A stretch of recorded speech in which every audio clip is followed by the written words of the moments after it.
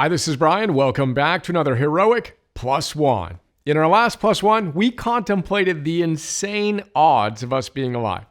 As you may recall, in his great book, The Comfort Crisis, Michael Easter tells us that, and I quote, one scientist calculated the numbers and found that a person's odds of being alive are 1 in 10 to the 2,685,000th power.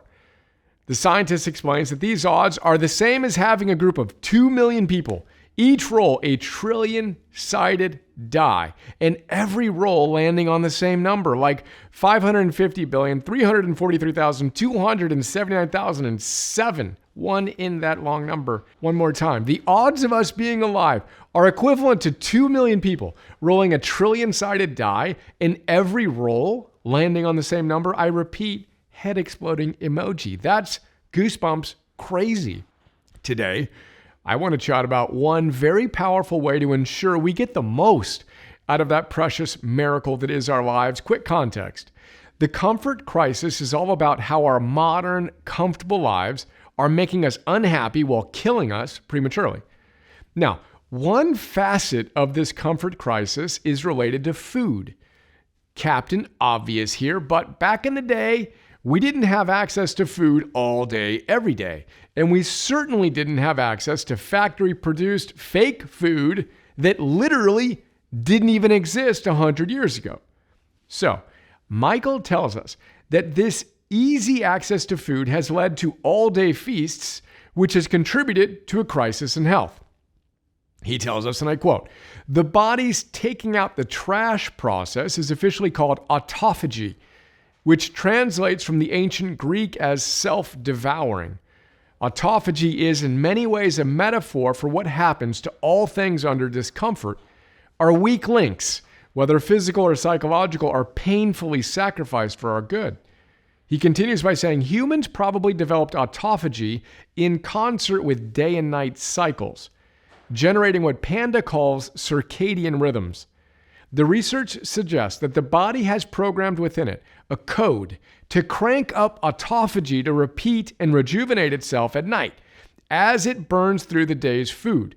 But our 15-hour daily eating windows disrupt the process, said Panda. They rob the bodies of the 12 to 16 hours we need to fully metabolize food and lapse into autophagy mode.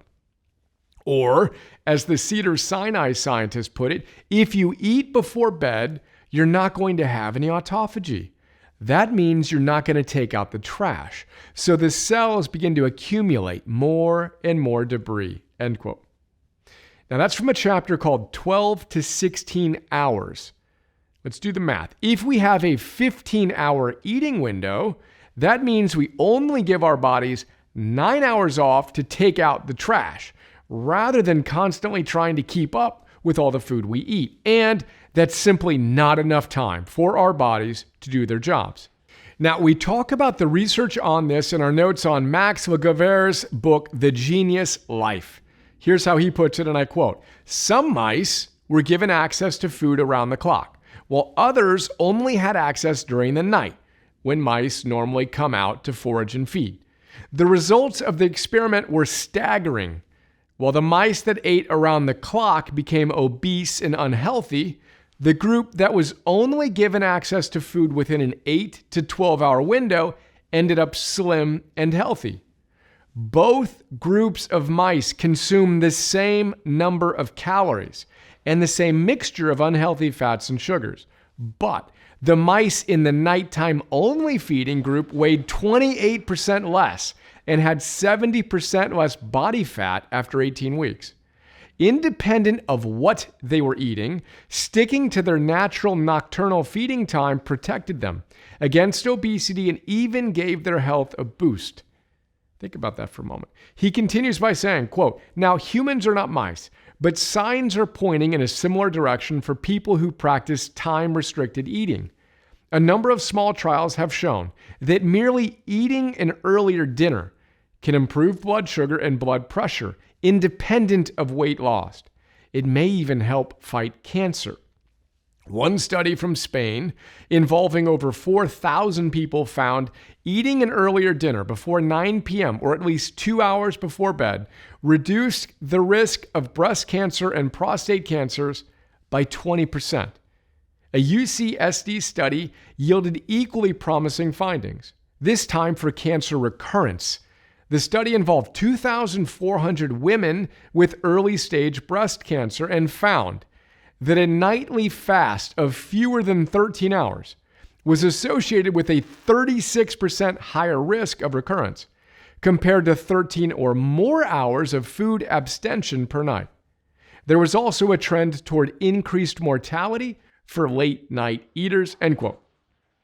And Max tells us that round-the-clock eating is a new phenomenon for all of us, driven by an abundance of food that would have been inconceivable to our hunter-gatherer ancestors. Finally, he also tells us, thankfully, the solution is simple. If you can help it, avoid eating for 2 to 3 hours before bed, and that's today's plus one. Know this: when we eat and don't eat is as important as what we eat.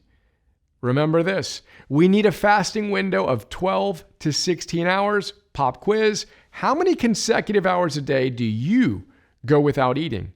Here's to hitting that 12 to 16 hour target, hero. Day one, let's go.